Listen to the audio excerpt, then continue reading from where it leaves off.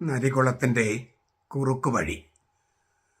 Monsignor Narikulam Ernakulam Angamaly അതിരൂപതയിലെ വൈദികൻ ഒത്തുതീർപ്പിലെ ഉതപ്പുകൾ കുർബാന ഏകീകരണത്തിലെ നാൾ വഴിയും കാണാച്ചരടുകളും എന്ന ഗ്രന്ഥം, അതിൻ്റെ ഒരു പരസ്യം പോലെ അല്ലെങ്കിൽ അതിലെന്താണുള്ളത് എന്ന് പല വീഡിയോയിലായിട്ട് ഏകം ചാനൽ പ്രക്ഷേപണം ചെയ്തിരുന്നു.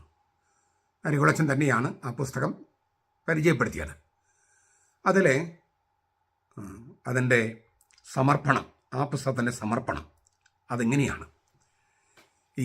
ഈ ഗ്രന്ഥത്തിൻ്റെ സമർപ്പണം തന്നെ വികാരനിർഭരമാണ് എന്ന് പറഞ്ഞിട്ടാണ് ആ വീഡിയോയിൽ പറയുന്നത്. ഈ ഗ്രന്ഥത്തിൻ്റെ സമർപ്പണം തന്നെ നിർഭരമാണ്. എന്താണ് ഈ വികാരനിർഭരമായ സമർപ്പണം? ഒറ്റപ്പെടലിൻ്റെ സഹനങ്ങൾക്കിടയിൽ വിമതരും വഴി പിഴച്ചവരുമെന്ന് അടിസ്ഥാനരഹിതമായി വിധിക്കപ്പെട്ടപ്പോഴും, ദൈവദത്തമായ അധികാരം ദുരുപയോഗിക്കപ്പെട്ടപ്പോഴും, ശീഷ്മക്കാരും പാഷാണ്ഡികളുമായി ആക്ഷേപിക്കപ്പെട്ടപ്പോഴും, സഭയിലെ അർഹതപ്പെട്ട സ്ഥാനങ്ങളിൽ നിന്ന് ഒഴിവാക്കപ്പെട്ടപ്പോഴും, 2 ഡസനോളം സൈബറിടങ്ങൾ അകാരണമായി ആക്രമിച്ചപ്പോഴും, സത്യവും നീതിയും ഒരിക്കൽ ജയിക്കുമെന്ന പ്രതീക്ഷയിൽ കുതിച്ചും കിതച്ചും ഒറ്റക്കെട്ടായി അഭിമുഖീകരിച്ച എറണാകുളം അങ്കമാലി അതിരൂപതയിലെ തൻ്റെ സഹവൈദികർക്കും ഡീക്കന്മാർക്കും സ്വകാര്യമായി ഐക്യദാർഢ്യം പ്രഖ്യാപിച്ച ഏതാനും മെത്രാന്മാർക്കും അതിലേറെ വൈദികർക്കും ഈ പുസ്തകം സാദരം സമർപ്പിച്ചിരിക്കുന്നു. നമുക്കിതിലത്തെ ചില കാര്യങ്ങളൊന്ന് പരിശോധിക്കാം. കുർബാന ഏകീകരണത്തിലെ നാൾവഴി എന്നാണ് പുസ്തകത്തിൻ്റെ ഉപശീർഷകം, സബ് ടൈറ്റിൽ. കുർബാന ഏകീകരണത്തിലെ നാൾവഴി. ഈ പ്രയോഗത്തോട്, നാൾവഴി എന്ന പ്രയോഗത്തോട് കൂറു പുലർത്താൻ ഫാദർ നരികുളം ഒട്ടും മനസ്സിരുത്തിയില്ല. ഒട്ടും. തൻ്റെ നിഗൂഢ പദ്ധതിയെ ന്യായവൽക്കരിക്കാൻ അതിന് പറ്റിയ തീയതികൾ, സംഭവങ്ങൾ, വത്സരങ്ങൾ മാത്രം ബോധപൂർവം തിരഞ്ഞെടുത്തിരിക്കുന്നു. വളരെ പ്രസക്തമായ സംഭവങ്ങളും വത്സരങ്ങളും തീയതികളും മനഃപൂർവ്വം വിട്ടുകളഞ്ഞിരിക്കുന്നു. എന്നിട്ട് അതിനെ നാൾവഴി എന്ന് വിശേഷിപ്പിക്കാൻ പറ്റുമോ? നാൾവഴിയാകുമ്പോൾ പ്രധാനപ്പെട്ട എല്ലാ സംഗതികളും വേണ്ടേ? എൻ്റെ ഇന്നലത്തെയും മിനിഞ്ഞാലത്തെയും വീഡിയോ നിങ്ങൾ കണ്ടു കാണും. ഞാൻ കൃത്യമായി ഇതിൻ്റെ രേഖകൾ സഹിതം നാൾവഴികൾ നിങ്ങളുടെ മുമ്പിൽ അവതരിപ്പിച്ചിരുന്നു. ആ പ്രധാനപ്പെട്ട സംഭവങ്ങളൊക്കെ വിട്ടുകളഞ്ഞിരിക്കുകയാണ്. എന്നിട്ട് ഈ കുർബാന ഏകീകരണത്തിൽ നാൾവഴികൾ എന്ന് പറഞ്ഞിട്ട് നാൾവഴിയിൽ, അതായത് ക്രോണോളജിക്കൽ കലണ്ടർ അനുസരിച്ചുള്ള ആ സംഭവങ്ങളുടെ തനിക്ക് ഇഷ്ടപ്പെട്ടത് അല്ലെങ്കിൽ തൻ്റെ പദ്ധതിക്ക്, നിഗൂഢ പദ്ധതിക്ക് ചേരുന്നത് മാത്രം സ്വീകരിക്കുക, അല്ലാതൊക്കെ വിട്ടുകളയുക. അതൊരു ന്യായമുള്ള സംഗതിയാണ്? സത്യസന്ധത ഇല്ലാത്ത, സത്യനിഷ്ഠയില്ലാത്ത ഒരു രീതിയായി പോയില്ലേ? അതുകൊണ്ട് ഇതിനെ ഏകീകരണത്തിൽ നാൾവഴി എന്നല്ല വിളിക്കേണ്ടത്, പുസ്തകമെഴുത്തിലെ കുറുക്കുവഴികൾ എന്നാണ്.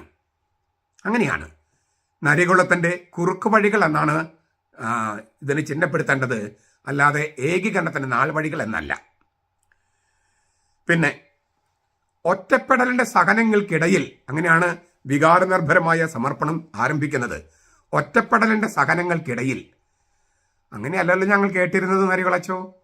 ഞങ്ങൾ ഒറ്റക്കെട്ടാണ്,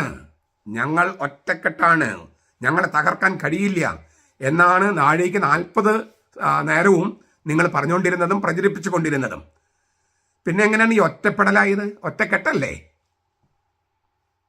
വാസ്തവത്തിൽ പറയേണ്ടത് ഒറ്റപ്പെടലിൻ്റെ സഹനങ്ങൾക്കിടയിൽ എന്നല്ല, ഒറ്റിക്കൊടുത്തതിൻ്റെ മനസാക്ഷിക്കുത്ത് എന്നാണ്. കർത്താവിനെയും കർത്താവിൻ്റെ സഭയെയും സുറിയാനി സഭയെയും ഒറ്റിക്കൊടുക്കുകയാണ് ചെയ്തത്. ഒറ്റപ്പെടുത്തലിൻ്റെ സഹനങ്ങളല്ല ഇത്. നിങ്ങൾ ഒറ്റക്കെട്ടായി കർത്താവിനെ ഒറ്റിക്കൊടുക്കുകയാണ് ചെയ്തത്. കർത്താവിൻ്റെ സുറിയാനി സഭയെ ഒറ്റിക്കൊടുക്കുകയാണ് ചെയ്തത്. അതിൻ്റെ മനസാക്ഷിക്കുത്താണ് നിങ്ങൾ അനുഭവിക്കുന്നത്. നരികുളമച്ചൻ്റെ നേതൃത്വത്തിൽ വെറും സ്വാർത്ഥപരമായ നേട്ടത്തിന് വേണ്ടി യൂദാസ കർത്താവിന് ഒറ്റിക്കൊടുത്തത് ഇല്ലേ 30 വെള്ളിക്കാശ്, അതുപോലെ സുറിയാനി സഭയെ ഒറ്റിയവരാണ് നിങ്ങൾ. അത് നിങ്ങളുടെ മനസാക്ഷിയിൽ, ആ മനസാക്ഷി ഉണ്ടെങ്കിൽ കുറ്റബോധമായി കിടപ്പുണ്ട്. അതുകൊണ്ടാണ് ഇങ്ങനെ പറയേണ്ടി വരുന്നത്. അതുകൊണ്ട് ഇത് ഒറ്റപ്പെടലിന്റെ സഹനമല്ല, ഒറ്റിക്കൊടുത്തതിന്റെ മനസാക്ഷിക്കുത്താണ്, കുറ്റബോധമാണ്. വിമതരും അടുത്ത വരി, വിമതരും വഴിപിഴച്ചവരുമെന്ന് അടിസ്ഥാനരഹിതമായി വിധിക്കപ്പെട്ടപ്പോഴും, ആ വാചകം ശരിയല്ലല്ലോ നരികളച്ചോ. അടിസ്ഥാനരഹിതമായിട്ടല്ലല്ലോ വിധിക്കപ്പെട്ടത്. തീർത്തും അടിത്തറയുണ്ട് ഞങ്ങളുടെ ആരോപണങ്ങൾക്ക്. നിങ്ങളെ വിമതരെന്ന് വിളിക്കാൻ, വഴിപിഴച്ചവരെന്ന് വിളിക്കാൻ ധാരാളം തെളിവുകളുണ്ട്. ശരിക്കും നിങ്ങൾ വിമതരാണ്. മാർപ്പാപ്പിയെ തെറ്റിദ്ധരിപ്പിച്ചുവെന്ന് നുണ പറയുക, പ്രചരിപ്പിക്കുക, മാർപ്പാപ്പിക്ക് തെറ്റിയെന്ന് യാതൊരു തെളിവോ സത്യമോ ഇല്ലാതെ ആരോപിക്കുക, സഭയിലെ ഏറ്റവും വലിയ കുറ്റകൃത്യമായ ആഭിചാര കുർബാന അർപ്പിക്കുക, അങ്ങനെ കർത്താവിന് ഇന്നും ചമ്മട്ടി കൊണ്ട് അടിക്കുകയും മുൾമടി ധരിപ്പിക്കുകയും ചെയ്യുക. എന്നിട്ട് അതിന് പിന്നെയും ന്യായവൽക്കരിച്ചു കൊണ്ടിരിക്കുക. മാർപ്പാപ്പയുടെ കത്തുകളോ സുറിയാനി സഭയുടെ സർക്കുലറുകളോ പള്ളികളിൽ വായിക്കാതെ പരസ്യമായി കത്തിക്കുക, അല്ലെങ്കിൽ ചവറ്റുകൊട്ടയിൽ എറിയുക, സഭയുടെ കൂടെ നിൽക്കുന്ന അൽമായരെ ഭീഷണിപ്പെടുത്തുക, അവിടെ ആത്മീയ കാര്യങ്ങൾ നടത്തി കൊടുക്കാതിരിക്കുക, ദേശരാഷ്ട്രത്തിലെ കോടതി വിധികളെ മാനിക്കാതിരിക്കുക, മെത്രാന്മാരെ കാല് തല്ലി ഓടിക്കുമെന്ന് ഭീഷണിപ്പെടുത്തുക, സഭാതലവന്റെയും പൗരസ്ത്യ കാര്യാലയത്തിന്റെ തലവന്റെയും കോലം കത്തിക്കുക, ഇല്ലാത്തൊരു ഭൂമി കുംഭകോണക്കേസ് ഉണ്ടാക്കി അത് കർദിനൽ ആലഞ്ചേരിയുടെ തലയിൽ കെട്ടിവെക്കുക, പിന്നെ ഇല്ലാത്തൊരു റെസ്റ്റിറ്റ്യൂഷൻ, അത് ആലഞ്ചേരി പിതാവ് ചെയ്യണമെന്ന് പറഞ്ഞിട്ടില്ലാത്തൊരു റെസ്റ്റിറ്റ്യൂഷൻ അദ്ദേഹത്തിന്റെ തലയിൽ കെട്ടിവെക്കുക. പിന്നെ ഇവയ്ക്ക് തെളിവുണ്ടാക്കാനായി തെളിവുകളൊന്നുമില്ല, വേറെ വ്യാജരേഖ ചമയ്ക്കുക. ഇത്രയും കുറ്റങ്ങൾ പോരെ, പരസ്യ കുറ്റങ്ങൾ പോരെ നിങ്ങൾ വഴിപിഴച്ചവരാണെന്ന് തെളിയിക്കാൻ? ഇതെല്ലാം പരസ്യമായി നിങ്ങൾ ചെയ്തതാണ്. ഇത്രയും തെളിവുകളും കുറ്റങ്ങളും പോരെ നിങ്ങൾ വിമതരും വഴിപിഴച്ചവരുമാണ് എന്ന് തെളിയിക്കാൻ? പിന്നെ ദൈവദത്തമായ അധികാരം ദുരുപയോഗിക്കപ്പെട്ടപ്പോഴും, അതായത് സഭാ നേതൃത്വം ദൈവദത്തമായ അധികാരം ദുരുപയോഗിച്ചു എന്നാണ് പറയണേ. വാസ്തവത്തിൽ മറിച്ചാണ് 99% ആളുകൾക്കും വിശ്വാസം. അതായത് ദൈവദത്തമായ അധികാരം ആലഞ്ചേരി പിതാവ് ശരിയായി ഉപയോഗിച്ചില്ലെന്നാണ് 99% വിശ്വാസികളും വിചാരിക്കുന്നത്. അങ്ങനെ ചെയ്തിരുന്നെങ്കിൽ നരികളമച്ചൻ ഉൾപ്പെടെ പല വൈദികരും ഇന്ന് കത്തോലിക്ക സഭയിൽ ഉണ്ടാകുമായിരുന്നില്ല. മാത്രമല്ല ആലഞ്ചേരി പിതാവിന് രാജിവെച്ച് പോകേണ്ടി വരുമായിരുന്നില്ല. ദൈവദത്തമായ അധികാരം ആലഞ്ചേരി പിതാവ് ശരിയായിട്ട് ഉപയോഗിക്കുകയായിരുന്നു വേണ്ടിയിരുന്നത്. അങ്ങനെ നിങ്ങളിൽ കുറെ പേരെങ്കിലും പുറത്താക്കുകയാണ് വേണ്ടിയിരുന്നത്. അത് ദൈവദത്തമായ അധികാരം അദ്ദേഹം ഉപയോഗിച്ചില്ല. ഉപയോഗിക്കാതിരുന്ന കാരണം അദ്ദേഹത്തിന്റെ പിതൃവാത്സല്യം തന്നെയാണ്. ഇത്രമാത്രം അദ്ദേഹം ചെയ്യാത്ത കുറ്റങ്ങളൊക്കെ നിങ്ങൾ ചെയ്തിട്ടും എന്നിട്ടും നിങ്ങളെ സഭയിൽ നിന്ന് പുറത്താക്കാനോ നിങ്ങളെ സഭയിൽ നിന്ന് വിട്ടുപോകുന്ന ആഗ്രഹിക്കാനോ അദ്ദേഹം തുനിഞ്ഞിട്ടില്ല. വാസ്തവത്തിൽ ദൈവദത്തമായ അധികാരം ഉപയോഗിക്കുകയായിരുന്നു വേണ്ടിയിരുന്നത്. ഞങ്ങളെല്ലാവരും ആഗ്രഹിച്ചിരുന്നത് തന്നെയാണ്. അതുകൊണ്ട് ദുരുപയോഗിക്കപ്പെടുകയല്ല ചെയ്തത്. ദൈവദത്തമായ അധികാരം ശരിക്കും ഉപയോഗിച്ചില്ല. ഇപ്പോഴും ഉപയോഗിക്കണമെന്നാണ് ഞങ്ങൾ ആഗ്രഹിക്കുന്നത്. അതേസമയം സഭാ നേതൃത്വം നിങ്ങളെ ചേർത്ത് പിടിക്കാനും പിതൃവാത്സല്യത്തോടെ കൂടെ കൊണ്ടുപോകാനും ആഗ്രഹിക്കുന്നു. അത് വാസ്തവത്തിൽ പൊതുസമൂഹത്തിൽ ഇടർച്ചയുണ്ടാക്കുന്നു, ഉതപ്പുണ്ടാക്കുന്നു. എങ്കിൽ പോലും സ്നേഹമാണ് അതിനേക്കാൾ വലുത്, ഏറ്റവും വലുതെന്നുള്ള മട്ടിലാണ് സഭാ നേതൃത്വം നടപടികൾ എടുക്കുന്നതിൽ സാവകാശം വിട്ടത്. അത് ഞങ്ങൾക്കെല്ലാം ആക്ഷേപമുണ്ട് അക്കാര്യത്തിൽ. എങ്കിലും സഭാ നേതൃത്വത്തിൻ്റെ ആ നിയോഗത്തെ, ഉദ്ദേശശുദ്ധിയെ ഞങ്ങൾ ഒരിക്കലും ചോദ്യം ചെയ്യില്ല. അവരുടെ നടപടികൾ ചിലപ്പം വളരെ സാവകാശമായിരിക്കാം, ചിലപ്പോൾ തെറ്റിപ്പോകാം. അതൊക്കെ മാനുഷികമായിട്ടുള്ള പ്രശ്നങ്ങളാണ്. സഭാ നേതൃത്വത്തിൻ്റെ ഇപ്പോഴുമുള്ള സഭാ നേതൃത്വത്തിൻ്റെ ഉദ്ദേശശുദ്ധിയെ നമ്മൾ ചോദ്യം ചെയ്യുന്നില്ല. ശീഷ്മക്കാരും പാഷാണ്ടികളുമായി ആക്ഷേപിക്കപ്പെട്ടപ്പോഴും എറണാകുളം അങ്കമാലി അതിരൂപതയിലെ വിമത വൈദികർ ശീഷ്മയിലേക്ക് പോകുന്നുവെന്ന് ഞങ്ങളുടെ കത്തോലിക്ക സഭയുടെ തലവനായ മാർപ്പാപ്പ തന്നെയാണ് പരസ്യമായി പ്രഖ്യാപിച്ചത്.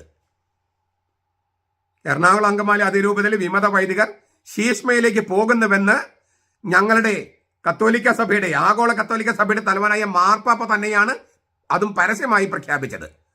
അത് ആക്ഷേപമല്ല, സത്യമാണ്. നിങ്ങൾ ശീഷ്മയിലാണ്. അതുകൊണ്ടാണ് സഭ അംഗീകരിച്ചു തന്ന കുർബാന നിങ്ങൾ അർപ്പിക്കാത്തത്. ശീഷ്മയിൽ അല്ലെങ്കിൽ നിങ്ങൾ കുർബാന അർപ്പിക്കുമായിരുന്നു. നിങ്ങൾ പെന്തക്കോസ്ത് ദൈവസഭക്കാരേക്കാൾ മോശം സ്ഥിതിയിലാണ്. പിന്നെ നിരീശ്വരവാദികളെ പോലെ മനുഷ്യനാണ് ദൈവം എന്ന് പഠിപ്പിക്കുന്നത് പാഷാണ്ഡതയല്ലേ? അപ്പൊ ശീഷ്മക്കാരും പാഷാണ്ടികളും അല്ലേ നിങ്ങൾ? ആണ്. ഇത് ആക്ഷേപമല്ല, സത്യമാണ്. സഭയിൽ അർഹതപ്പെട്ട സ്ഥാനങ്ങളിൽ നിന്ന് ഒഴിവാക്കപ്പെട്ടപ്പോഴും അതെനിക്ക് മുഴുവൻ അങ്ങ് മനസ്സിലായില്ല. നമുക്കങ്ങനെ അർഹതയുണ്ടോ സഭയിൽ ഇന്ന സ്ഥാനം കിട്ടാനും കിട്ടാതിരിക്കാനൊക്കെ? കത്തോലിക്ക സഭ ഒരു ആത്മീയ പ്രസ്ഥാനമാണെന്നല്ലേ നമ്മൾ കേട്ടിരിക്കുന്നതും വിശ്വസിക്കുന്നതും പഠിപ്പിക്കുന്നതും. അതുതന്നെയല്ലേ നമ്മുടെ അനുഭവവും. അവിടെ ആർക്കാണ് ഏത് സ്ഥാനമാണ് അർഹതപ്പെട്ടത്? ഇങ്ങനെ ചിന്തിക്കുന്നതന്നെ അധപതിച്ച മനസ്സിന്റെ പ്രതിഫലനമല്ലേ? എന്നെ അനുഗമിക്കാൻ ആഗ്രഹിക്കുന്നവൻ സ്വയം പരിത്യജിച്ച് സ്വന്തം കുരിശമെടുത്ത് എൻ്റെ പിന്നാലെ വരിക എന്ന വിളി കേട്ടിട്ടല്ലേ നമ്മളെല്ലാം സെമിനാരിൽ പോയതും വൈദികനായതും? എന്നിട്ട് അർഹതപ്പെട്ട സ്ഥാനങ്ങൾ കിട്ടിയില്ലെന്നും അവയിൽ നിന്ന് ഒഴിവാക്കപ്പെട്ടെന്നും വിളിച്ചു പറയാൻ നിങ്ങൾക്ക് നാണം തോന്നുന്നില്ല അല്ലേ? കർത്താവാണ് പുരോഹിതന്മാരുടെ ഓഹരി എന്നല്ലേ ബൈബിൾ പറയുന്നത്? ഓ, നിങ്ങൾക്ക് കർത്താവിനെ ഓഹരിയായി കിട്ടിയിട്ടില്ലല്ലോ.